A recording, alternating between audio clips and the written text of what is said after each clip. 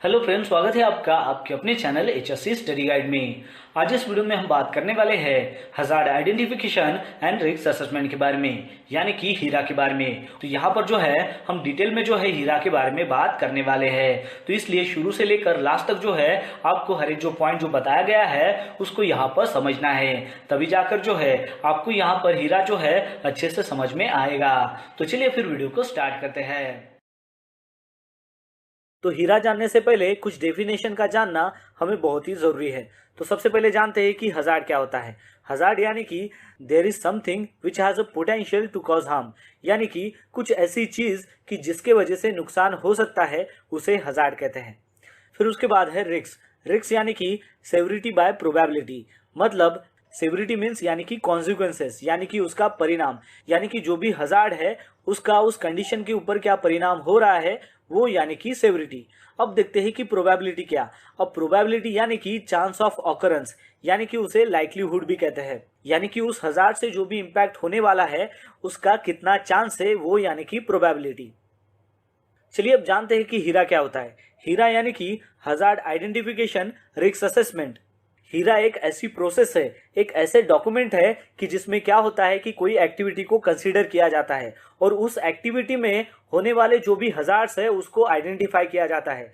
फिर वो जो आइडेंटिफाई किए गए जो हजार्ड्स है उसकी जो रिस्क है उसको इवैल्यूएट किया जाता है और इवैल्यूएट होने के बाद उसमें जो सुटेबल कंट्रोल मेजर्स है वो अप्लाई किए जाते हैं।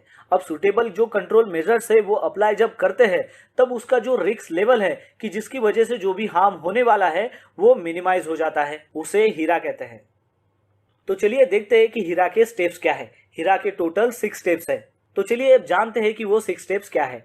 सबसे पहले आता है आइडेंटिफाई द एक्टिविटी, यानी कि कौन सी एक्टिविटी है जिसके ऊपर आपको हीरा बनाना है, वो एक्टिविटी सबसे पहले आपको कंसीडर करना है। सेकंड पॉइंट आता है हजार्ड आइडेंटिफिकेशन। अब आपने क्या किया कि एक्टिविटी को कंसीडर किया, अब आपको उस एक्टिविटी में क्या हजार्ड आने वाले हैं वो आइडेंटिफाई करना है। फिर थर्ड पॉइंट आता है रिस्क असेसमेंट। अभी आपने क्या किया कि पहले एक्टिविटी को कंसीडर किया, फिर उसका हजार्ड फाइंड आउट किया, अब उस हजार्ड में क्या रिस्क छुपी हुई है वो आपको फाइंड आउट करना है। तो वो आप कैसे फाइंड आउट करेंगे, तो उसके लिए आपको रिस्क मैट्रिक्स की मदद लेनी है। फिर फोर्थ पॉइंट आता है कंट्रोल मेजर्स, यानी कि सबसे पहले आपने एक्टिविटी को आइडेंटिफाई किया, फिर उसके हजार्ड आइडेंटिफाई किए, फिर उसमें क्या रिस्क छुपी हुई है वो आपने आइडेंटिफाई किया by the help of risk matrix. अब आपको उस रिस्क को कम करने के लिए कंट्रोल मेजर्स अप्लाई करने हैं। फिर उसके बाद आता है रिकॉर्ड द फाइंडिंग्स, यानी कि ये जो सारी चीजें आपने की, पहले कंसीडर किया एक्टिविटी को, फिर हजार्ड फाइंड आउट किया, फिर रिस्क फाइंड आउट किया और फिर जो है कंट्रोल मेजर्स अप्लाई किए, इसको आपको रिकॉर्ड में रखना है। और फिर उसके बाद आता है इम्प्लीमेंटेशन एंड रिव्यू, और फिर आपने ये जो रिकॉर्ड बनाया है इसको आपको साइड पर इम्प्लीमेंट करना है। और इम्प्लीमेंटेशन करने के वक्त आपको देखना है कि कहीं पर भी अगर मान लो लैप्सेस है तो इसका बार बार आपको रिव्यू करते रहना है। चलिए अब जानते हैं कि रिस्क मैट्रिक्स होता क्या है और उसकी रेटिंग कैसे दी जाती है। तो सबसे पहले आपको ध्यान रखना है कि रिस्क यानी कि क्या होता है, सेवरिटी बाय प्रोबेबिलिटी। तो अब आप ये कैसे फाइंड आउट करेंगे कि सेवरिटी कितनी है और उसकी प्रोबेबिलिटी कितनी है, तो उसके लिए आपको ये जो रिस्क मैट्रिक्स है ये आपको सहायता करेगा। तो चलिए कंसीडर करते हैं एक कोई एक्टिविटी कि जिसके जरिए आपको पता चल जाएगा कि इसकी प्रोबेबिलिटी क्या है और उसकी सेवरिटी क्या है। चलिए कंसीडर करते हैं कि कुछ ग्रुप ऑफ पर्सन्स है वो मेसनरी का काम कर रहे हैं, वो भी हाइट पर। अब ये जो 4 मेसन है वो 10 मीटर की हाइट पर काम कर रहे हैं और वो स्कैफोल्डिंग का इस्तेमाल कर रहे हैं, और कुछ दूसरी टीम जो है वही काम कर रही है मेसनरी वर्क का, लेकिन 3 मीटर की हाइट पर कर रही है। अब इसमें देखिए कि जो 10 मीटर पे काम कर रहे हैं 4 लोग और यहाँ पर जो है 3 मीटर पर काम कर रहे हैं, अब इन दोनों में जो रिस्क लेवल है वो कम ज्यादा है। जैसे कि जो 10 मीटर पर काम कर रहा है वो थोड़ा ज्यादा ही रिस्क में है और जो 3 मीटर पर काम कर रहा है वो थोड़ा कम रिस्क में है। तो इससे हमें ये पता चलेगा कि पहली जो टीम है जो 10 मीटर पर काम कर रही है उसका जो सेवरिटी रेट है वो एक तो हाई होगा, यानी कि वो एक तो 5 होना चाहिए या फिर 4 होना चाहिए, क्योंकि जब वो ऊपर से नीचे गिरेंगे तो उसमें जो है उनको काफी इंजुरी हो सकती है और शायद हो सकता है कि फटल एक्सीडेंट भी हो। लेकिन जो टीम 3 मीटर की हाइट पर काम कर रही है वो अगर नीचे गिरेगी तो हो सकता है कि उनको चोट ना लगे, या फिर ये भी हो सकता है कि वो जो उनको इंजुरी हो रही है वो कम मात्रा में हो। तो चलिए सबसे पहले देखते हैं कि ये जो ऊपर वाली जो टीम है, जो टीम ए है, जो 10 मीटर पे काम कर रही है, उसकी सबसे पहले हम सेवरिटी और प्रोबेबिलिटी निकालते हैं।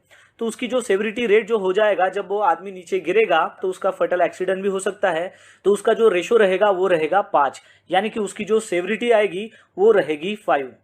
और फिर अब देखते हैं कि प्रोबेबिलिटी, अब उसका चांस कितना है। अब देखिए चांस कितना है, यानी कि हमें ये कंसीडर करना है कि वहां पर अगर मान लो कि 10 मीटर हाइट पर वहां पर मिड रेल नहीं है, टॉप रेल नहीं है, और उसने जो हार्नेस है वो पहना है लेकिन कहीं पर एंकर नहीं किया है, तो वहां पर जो है प्रोबेबिलिटी जो है वो बढ़ जाती है उसकी नीचे गिरने में। ठीक है, तो वो जो प्रोबेबिलिटी हो जाएगी वो कितनी हो जाएगी 5, यानी कि 5 इंटू 5 कितना हो जाएगा 25। तो 25 देखिए यहाँ पर कितना है, वो रेड में है, यानी कि इसका जो रिस्क लेवल है वो रेड है, यानी कि वो हाई है।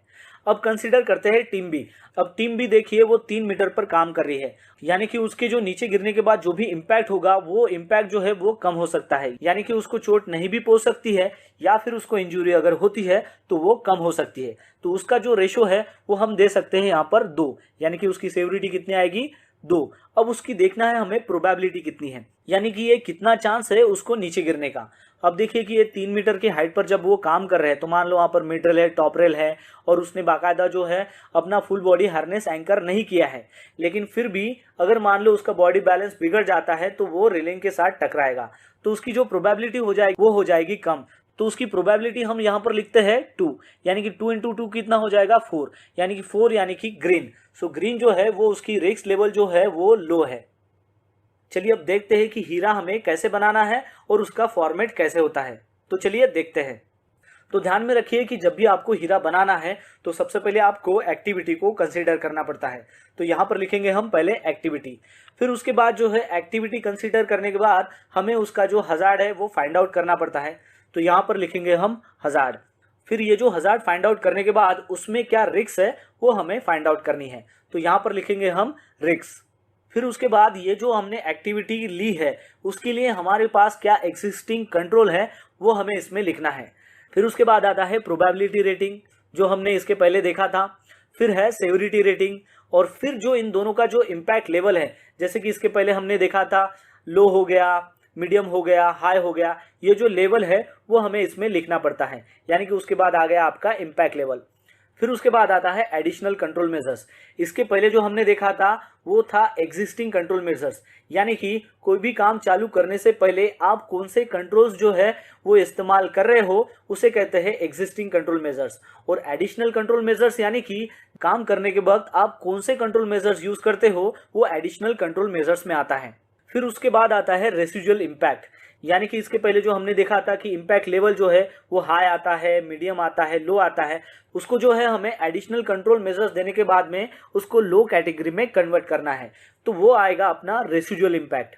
अब ये जो रेसिजुअल इम्पैक्ट है ये किसके ऊपर डिपेंड है, तो ये एडिशनल कंट्रोल मेजर्स के ऊपर। जब हमने एडिशनल कंट्रोल मेजर कंसीडर किए तो उसके बाद जो उसका रिस्क लेवल है वो कम हो जाएगा, तो वो कम हो जाएगा तो वो रेसिजुअल इम्पैक्ट में आएगा। और लास्ट में आता है एक्शन बाय। एक्शन बाय यानी कि वो जो एक्टिविटी है उसके लिए जिम्मेदार कौन है, वो कौन रिस्पॉन्सिबल है, उसका उसमें नाम आएगा। जैसे कि इंजीनियर हो गया, सुपरवाइजर हो गए, मैनेजर हो गए, तो ये एक्शन बाय में आएंगे। चलिए अब कंसीडर करते हैं एक एक्टिविटी और उसके अनुसार ये हीरा हम फिलअप करते हैं। Unloading from vehicle and stacking of reinforcement बार, यानी कि मान लीजिए कि एक ट्रेलर के ऊपर जो है वो रेनफोर्समेंट स्टील है और वो जो रेनफोर्समेंट स्टील है वो आपको अनलोड करना है और बाकायदा उसको स्टैकिंग करना है। तो वो एक्टिविटी हमने सबसे पहले कंसीडर किया। अब देखते हैं कि इस एक्टिविटी में क्या हजार्ड आ सकता है। अब देखिए कि वो जो ट्रेलर है तो उसके साथ में अगर मान लो आजू बाजू में कोई अगर व्हीकल चलती रहती है तो क्या होगा कि जो व्हीकल मूवमेंट है वो एकदम रश हो जाएगी, तो रश व्हीकल मूवमेंट ये आपका हजार्ड आएगा। सेकंड आएगा कि जब आप ये व्हीकल रिवर्स करते हो तो वो भी एक हजार्ड आएगा, तो रिवर्सिंग ऑफ द व्हीकल ये एक हजार्ड आएगा। फिर उसके बाद आएगा कि जो रेनफोर्समेंट स्टील बार है उसमें अगर मान लो शार्प एजेस है और वो जो अगर आप अनलोड कर रहे हो तो वो जो शार्प एज है वो भी एक हजार्ड है, तो यानी कि unloading of sharp edge rebars ये भी एक हजार्ड है। फिर उसके बाद आएगा कि मान लो आपने अनलोडिंग तो कर लिया लेकिन उसको प्रॉपरली स्टैक नहीं किया, यानी कि इम्प्रॉपर स्टैकिंग, तो वो भी एक हजार्ड है। अब देखिए कि पहले एक्टिविटी कंसीडर की, फिर हजार्ड, और हजार्ड के बाद जो भी पॉसिबल आउटकम्स है वो आएंगे। यानी कि कोई आदमी ऊपर में काम कर रहा है और वो नीचे गिर गया तो उसको इंजरी हो गई, तो उसकी जो इंजरी है वो पॉसिबल आउटकम में आएगी। तो चलिए अब देखते हैं कि इसमें रिस्क क्या है। तो सबसे पहले जो हमने 1000 देखा था रश व्हीकल मूवमेंट, अब मान लो बहुत सारा रश हो गया तो उसमें क्या होगा कि जो भी वर्कमैन है उसको इंजरी हो सकती है, यानी कि इंजरी टू वर्कमैन, ये उसकी रिस्क आएगी, यानी कि वो उसका पॉसिबल आउटकम आएगा। फिर सेकंड हजार्ड हमने देखा था रिवर्सिंग ऑफ व्हीकल, तो उसके पॉसिबल आउटकम्स क्या होंगे, रन ओवर ऑन वर्कमैन, यानी कि व्हीकल रिवर्स करते वक्त उसके अगर ड्राइवर का ध्यान नहीं रहेगा तो वो जो वर्कमैन है वहां पर काम कर रहे उसके ऊपर वो गाड़ी चढ़ा सकता है, तो वो एक उसके पॉसिबल आउटकम्स आ सकते हैं। फिर थर्ड हमने हजार देखा था unloading of sharp edge rebars, तो उसके पॉसिबल आउटकम्स क्या आएंगे कि कट इंजरी हो सकती है, वो जो शार्प एज है उसकी वजह से कट इंजरी हो सकती है। फिर उसके बाद हमने 1000 देखा था इम्प्रॉपर स्टैकिंग, यानी कि स्टैकिंग अगर प्रॉपर नहीं रहेगा तो उसके पॉसिबल आउटकम्स क्या आएंगे, ट्रिप और फॉल इंजरी हो सकती है। चलिए अब देखते हैं कि उसके एग्जिस्टिंग कंट्रोल मेजर्स क्या है। तो सबसे पहले हमें क्या करना है कि जो भी ऑपरेटर्स है या फिर जो भी ड्राइवर्स है वो बाकायदा उनके पास लाइसेंस होने चाहिए और उनके पास बाकायदा एक्सपीरियंस होना चाहिए गाड़ी चलाने का। सेकंड एग्जिस्टिंग कंट्रोल ये है कि जो भी व्हीकल्स है उसका जो रिवर्स हॉर्न है और जो टेल लाइट्स है वो अच्छी कंडीशंस में होने चाहिए। फिर थर्ड में आएगा कि सफिशिएंट नंबर ऑफ जो भी स्किल वर्कमैन है उसे ही हमें डिप्लॉय करना है काम के लिए और उनको बाकायदा आपको पीपीज प्रोवाइड करनी है, जैसे कि सेफ्टी हेलमेट हो गया, सेफ्टी शूज हो गया, हैंड ग्लोव्स हो गए, ये सब उन वर्कर को देना है ताकि वो सेफली काम कर सके। फिर उसके बाद हमें क्या करना पड़ेगा कि जो भी रिबार्स है उसको हमें साइज वाइज जो है वो स्टैक करना है और साइज वाइज स्टैक करने के बाद वहां पर हमें साइनेज पोस्टेड करना है। अब मान लो वो जो रिबार्स है वो अगर मान लो बंडल में है तो आपको वो बंडल में ही अच्छे से पैकिंग करके रखने हैं ताकि उसकी वजह से आप उसको इजीली हैंडल कर सको। अब देखते हैं कि इसकी प्रोबेबिलिटी रेटिंग कितनी आएगी। अब देखिए कि ये जो रश व्हीकल मूवमेंट है, ये जो अपना हजार्ड है, यानी कि बहुत सारी अगर मान लो व्हीकल रश हो गया तो इसकी वजह से वर्कमैन को इंजरी हो सकती है, तो ये जो इंजरीज का इम्पैक्ट रहेगा वो ज्यादा रहेगा, तो उसका जो रेटिंग हम यहाँ पर लिखते हैं 4। फिर हमें देना है सेवरिटी रेटिंग। अब मान लीजिए ये जो व्हीकल रश हो रहा है जिसकी वजह से अगर मान लो वो किसी को टकरा जाता है, किसी वर्कमैन को टकरा जाता है, तो उसकी वजह से जो इंजरी होगी वो ज़्यादा किस्म की होगी, यानी कि उसका सेवरिटी रेटिंग जो है वो ज़्यादा आएगा, यानी कि हम यहाँ पर 5 कंसिडर करते हैं। ठीक है, अब 5 मल्टीप्लाई बाय 4 करेंगे तो उसका रिजल्ट कितना आएगा 20। अब ये जो 20 है वो अगर हम रिस्क मैट्रिक्स में देखेंगे तो वो आएगा हाई, यानी कि H, तो यहाँ पर हम H लिखेंगे। वैसे ही देखते हैं कि सेकंड जो अपना हजार्ड है जहां पर वो व्हीकल को रिवर्स कर रहा है, उस हजार्ड में क्या होगा कि रिवर्स जब ले रहा है तो उसमें जो है उसकी रेटिंग ज्यादा रहेगी, तो वो हम कंसीडर करते हैं यहाँ पर 4, और उसकी जो सेवरिटी रेटिंग है वो भी ज्यादा आएगी तो हम कंसीडर करते हैं 5। अब 5 मल्टीप्लाई बाय 4 हो जाएगा 20, इसका मतलब उसका जो इम्पैक्ट लेवल रहेगा वो रहेगा हाई। अब देखते हैं कि तीसरे हजार्ड की रेटिंग हम कैसे देंगे। अब ये जो हजार्ड है unloading of sharp edge rebars, तो उसकी जो प्रोबेबिलिटी है वो हाई लेवल से कम हो सकती है, तो यहाँ पर हम जो है वो 3 कंसीडर करेंगे। वो भी देखिए कि उसकी जो सेवरिटी है वो इम्पैक्ट यानी कि कितना हो सकता है, उसको कट इंजरी हो सकती है, उसमें ज़्यादा इम्पैक्ट नहीं हो सकता है, मतलब वहाँ पर डेथ एक्सीडेंट या फिर ऐसा वैसा कुछ हो नहीं सकता, उसकी जो प्रोबेबिलिटी है वो कम है, तो इसलिए हम यहाँ पर रेटिंग देंगे 3, तो यानी कि 3 मल्टीप्लाई 3 कितना हो गया 9, यानी कि ये जो इम्पैक्ट लेवल है वो आएगा मीडियम। अब देखती है कि हमारा फोर्थ जो हजार्ड्स है उसकी रेटिंग हम कैसे देंगे। अब वो है इम्प्रॉपर स्टैकिंग।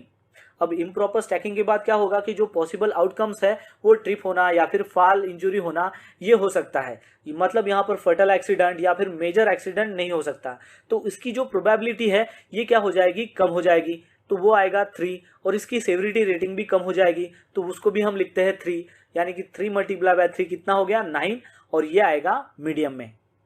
ठीक है, अब देखते हैं कि इसके एडिशनल कंट्रोल मेजर्स हम क्या दे सकते हैं। अब इसके एडिशनल कंट्रोल में ये कर सकते हैं कि जहां पर भी ये व्हीकल मूवमेंट होती है वहां पर हम क्या कर सकते हैं कि स्पीड लिमिट के साइन बोर्ड लगा सकते हैं, और वो स्पीड लिमिट में हम बाकायदा 20 किलोमीटर पर आवर लिखेंगे।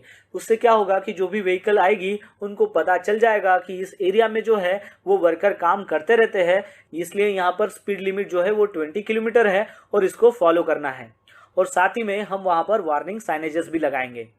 फिर एडिशनल कंट्रोल मेजर्स में क्या कर सकते हैं कि जब व्हीकल रिवर्स करते हैं उस वक्त हम क्या कर सकते हैं कि सेपरेट जो बैंक्समैन है वो हर एक व्हीकल को प्रोवाइड करा सकते हैं कि जब भी व्हीकल को रिवर्स करना है तो वो जो बैंक्समैन है बाकायदा फ्लैग के साथ में, जो रेड फ्लैग और ग्रीन फ्लैग उसके साथ में रहेगा, तो उसकी वजह से वो व्हीकल को इशारा करेगा ताकि वो जो व्हीकल है वो सेफली पोजीशन की जा सके। फिर एडिशनल मेजर्स हम क्या कर सकते हैं कि जो भी रिबार्स को अनलोड करना है जिसको शार्प एजेस है, उसके लिए हम मशीनरीज का इस्तेमाल कर सकते हैं। उसमें ज़्यादातर हम वर्कफोर्स डिप्लॉय नहीं करेंगे। अब मशीनरी से अगर मान लो वो मटेरियल ट्रेलर से नीचे ले रहे हैं तो उसमें वर्कमैन जो फोर्स है वो कम हो जाएगा, तो उसका जो रिस्क लेवल है वो हम कम कर सकते हैं। फिर और एडिशनल कंट्रोल मेजर्स हम क्या कर सकते हैं कि जो भी स्टैकिंग यार्ड है जहां पर रेनफोर्समेंट स्टील बार को अनलोड किया जा रहा है, वहां पर अनऑथराइज पर्सन्स को परमिशन नहीं दे सकते हैं, और उसके लिए हम वो जो एरिया है वो रेस्ट्रिक्टेड कर देंगे अनऑथराइज पर्सन्स के लिए। अब ये जो एडिशनल कंट्रोल मेजर्स हमने जो सजेस्टेड किए हैं, इसकी वजह से क्या होगा कि ये जो इम्पैक्ट लेवल है ये कम हो जाएगा, यानी कि जो हाई कैटेगरी का इम्पैक्ट लेवल था वो कम हो जाएगा, यानी कि वो लो हो जाएगा। इसलिए हम यहाँ पर एल लिखेंगे। अब लास्ट में आता है एक्शन बाय। अब एक्शन बाय में लिखेंगे कि कौन सा पर्सन जो है वो इस एक्टिविटी के लिए रिस्पॉन्सिबल है, तो वो यानी कि साइट इंजीनियर आएगा या फिर साइट इंचार्ज आएगा। तो दोस्तों इस प्रकार जो है वो हीरा बनाया जाता है। तो दोस्तों आशा करता हूँ कि आपको इस वीडियो के माध्यम से पता चल गया होगा hazard identification and risk assessment यानी कि हीरा के बारे में। तो बस आज के लिए इतना ही, मिलता है नेक्स्ट वीडियो में एक नए टॉपिक के साथ में। तब तक के लिए टेक केयर, बाय बाय।